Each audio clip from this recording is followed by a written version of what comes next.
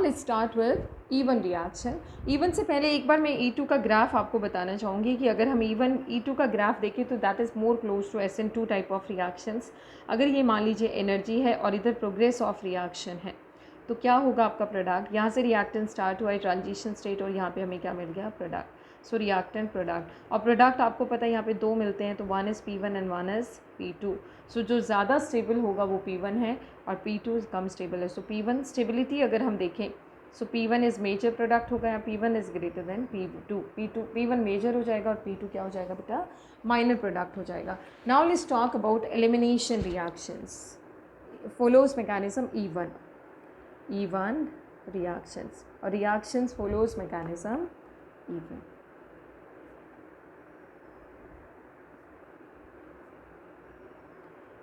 This is also similar to SN1 type of reaction. So unimolecular elimination reaction, इसका full form क्या हो जाएगा, unimolecular elimination reactions.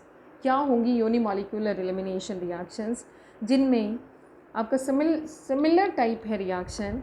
RX अगर हम use करते हैं, यहाँ पे हमने कोई बेस यूज़ किया है और अगर हमें प्रोडक्ट मिलता है alkene plus HX, right. So rate law expression जो होगा, rate is equals to K times of RX only and only on the substrate. अगर डिपेंड करता है तो दैट इज़ E1. ये रिएक्शन किस टाइप का है बेटा, E1 टाइप का रिएक्शन है. यहाँ पे हम देखते हैं कि क्या क्या इसके कैरेक्टरिस्टिक्स हैं, क्या इसके कंडीशंस हैं. यहाँ पे इसका ऑर्डर कितना हो जाता है, order comes out to be 1 and steps of the reaction कितने होते हैं बेटा, of the reaction are 2. Again this is driven by formation of carbocation. ये जो रिएक्शन है, ये इसमें मेन जो रीज़न है जो इसको ड्राइव करता है, that is the formation of carbocation. क्या है वो रिएक्शन, देखते हैं. लेट्स से आपके पास ये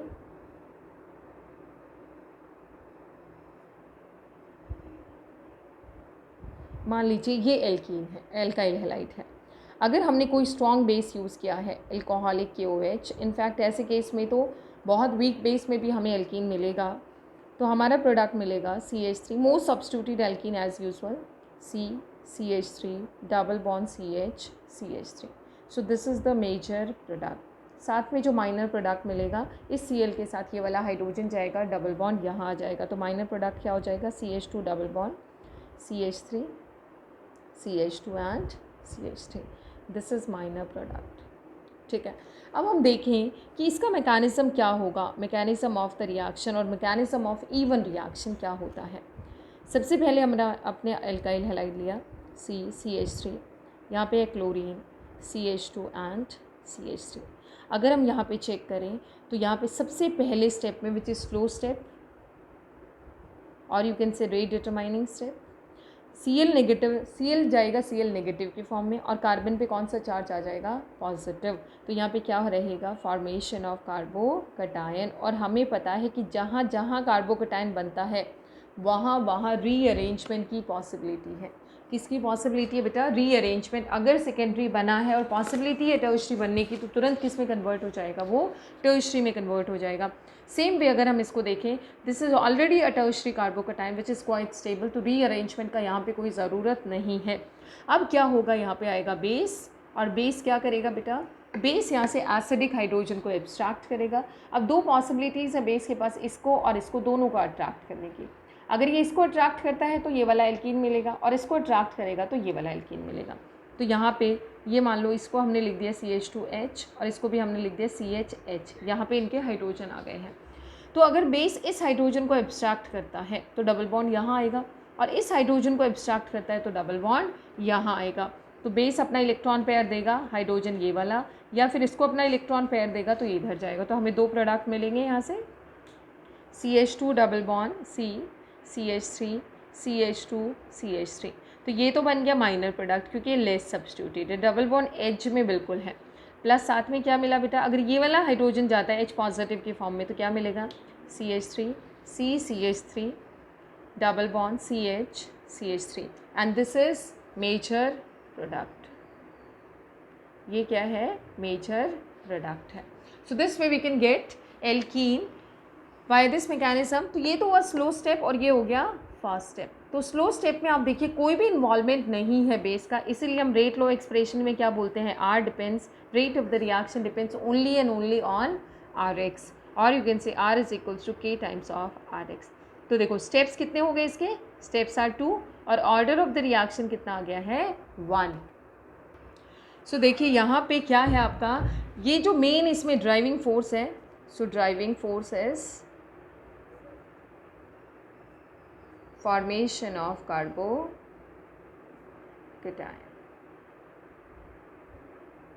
राइट बेटा। ड्राइविंग फोर्स क्या है बेटा, फॉर्मेशन ऑफ कार्बोकटायन। दूसरा रिएक्टिविटी ऑर्डर क्या रहेगा, सेम रहेगा क्योंकि टर्शरी कार्बोकटायन सबसे ज़्यादा स्टेबल है, सो रिएक्टिविटी ऑर्डर क्या होगा, टर्शरी, उसके बाद सेकेंडरी, उसके बाद प्राइमरी एल्काइल हैलाइड। दूसरा अगर लीविंग ग्रुप की बात करें तो आर आई, उसके बाद R B R and after that R C L and at last R F. ये इनका रिएक्टिविटी ऑर्डर है जो कि E1 और E2 दोनों में ही क्या है, सेम है। कौन से सॉल्वेंट्स इसको फेवर करेंगे, because there is a formation of carbocation, so polar protic solvents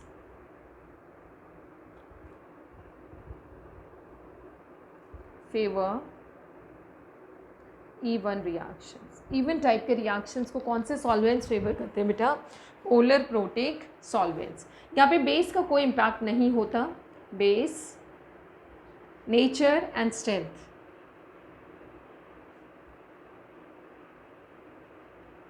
of base doesn't influence E one reaction. Strong हो, वीक हो, कैसा भी हो, वो उसके इवन रिएक्शन के मैकेनिज्म को इन्फ्लुएंस नहीं करता है। So all these are the characteristics. अगर इसका हम ग्राफ ड्रॉ करते हैं तो ग्राफ कैसे आएगा, ग्राफ इसका आ जाएगा energy and this side we are having progress of reaction. So देखिए ये रिएक्टेंट है, first transition state, intermediate, second transition state, and this is the product. So reactant transition state 1, intermediate that is carbocation, transition state 2 and this is the product. दो product बनने हैं तो lower energy वाला ज़्यादा stable होगा और high energy वाला कम stable होगा। ये generally E one reactions take place at high temperature, generally E one reactions take place at temperature greater than 25 degree Celsius। 25 degree Celsius से इवन बढ़ता है, मतलब इवन रिएक्शन होता है। एंड एज टेम्परेचर इंक्रीजेस, जैसे जैसे टेम्परेचर इंक्रीज होगा percentage of even product, even mechanism वाले प्रोडक्ट का परसेंटेज क्या होगा, इंक्रीज होगा बेटा। जैसे जैसे टेम्परेचर बढ़ेगा इवन वाले प्रोडक्ट का परसेंटेज क्या होगा, बढ़ेगा। सो ये हो गया है इवन एलिमिनेशन। एक दो हम इसमें क्वेश्चन कर लेते हैं, किस टाइप का प्रोडक्ट बनेगा, क्या होगा। जैसे सपोज करो एक कन्वर्जन है, कन्वर्ट करना है आपको CH3 CH2 CH2Br into CH3 CHBr CH3। देखो प्रोपेन, 1 ब्रोमोप्रोपेन को 2 ब्रोमोप्रोपेन में कन्वर्ट करना है, 1 ब्रोमोप्रोपेन को 2 ब्रोमोप्रोपेन में। तो देखो CH3 CH2 CH2Br ये आपने लिया, इसको आप ट्रीट कर दो एल्कोहलिक KOH से, एलिमिनेशन रिएक्शन हुआ, क्या बन गया CH3 CH double bond CH2 और इसमें हम क्या ऐड कर देंगे HBr, सिंपल मार्कोनिकॉव्स रूल से ऐड हुआ CH3 CH, यहाँ पे Br जुड़ गया, यहाँ क्या हो गया CH3 हो गया है। So this is your conversion. तो इस टाइप के रिएक्शंस हम कैरी आउट करवा सकते हैं by following this type of path. अब हम एक और मैकेनिज्म डिस्कस करेंगे, even CB mechanism. So next one is E1 CB। देखिए जो CB वर्ड है this come from conjugate base, conjugate base even type का ही है बट इसमें क्या है, कॉन्जुगेट बेस बनता है, ठीक है।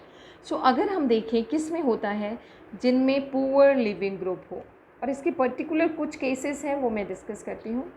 पुअर लिविंग ग्रुप हो, यहाँ पे कार्बोकटायन नहीं बनता, फॉर्मेशन ऑफ कार्बेनोइड 9 होता है। मैं एक रिएक्शन ही डिस्कस कर लेती हूँ, सारी चीज़ें क्लियर हो जाएंगी। सो अगर हम देखें, let's say you are having a reaction CHCl2CF3। अब यहाँ पे हाइड्रोजन ये वाला जाएगा तो डेफिनेटली यहाँ से फ्लोरीन जाएगा, and fluorine is a poor leaving group. तो जब हम बेस यूज़ करेंगे यहाँ पे, तो बेस की प्रेजेंस में हमें प्रोडक्ट तो क्या मिलेगा, CCl2 double bond CF2। Definitely product तो ये मिलेगा, प्लस क्या निकल के चला जाएगा, HF। इसका फ्लोरीन, इसका हाइड्रोजन। अब हम देखते हैं मैकेनिज्म क्या है यहाँ पे। मैकेनिज्म ऑफ द रिएक्शन की अगर हम बात करें, सबसे पहले स्टेप में बेस यहाँ से प्रोटॉन एब्स्ट्रैक्ट करता है, there will be a formation of कार्बेनायन।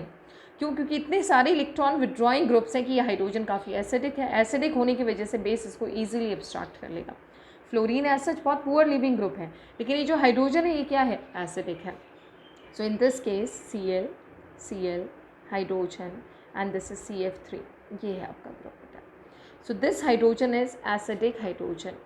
और क्यों है एसिडिक? क्योंकि जिस कार्बन से जुड़ा है उससे बहुत सारे इलेक्ट्रॉन विड्रॉइंग ग्रुप जुड़े हैं। इनफैक्ट इधर भी CF3 है।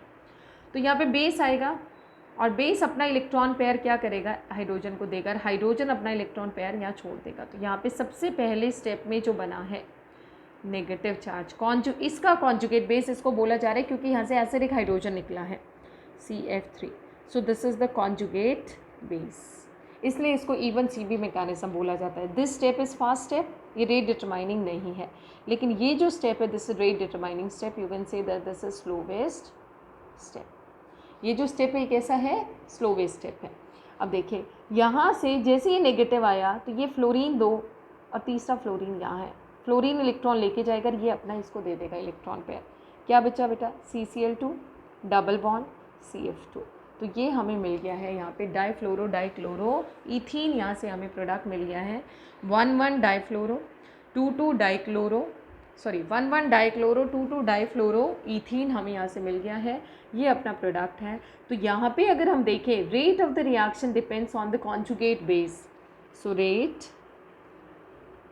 डिपेंड्स ऑन कॉन्जुगेट बेस, इसलिए इवन CB बोला जाता है। लेकिन कॉन्जुगेट बेस किस पे डिपेंड करता है आपका, इस सबस्ट्रेट पे और बेस पे। तो रेट का जो मेन एक्सप्रेशन आता है वो क्या आएगा, RX into base. So this is as such bimolecular reaction. So this type of reaction comes in the category of E1 CB. तो ये हो गया E1 E2 and E1 CB। अब हम देखते हैं एलिमिनेशन वर्सेस सब्स्टिट्यूशन, और उसके बाद हम कुछ प्रॉब्लम सॉल्व करेंगे बेस्ड ऑन एलिमिनेशन रिएक्शंस।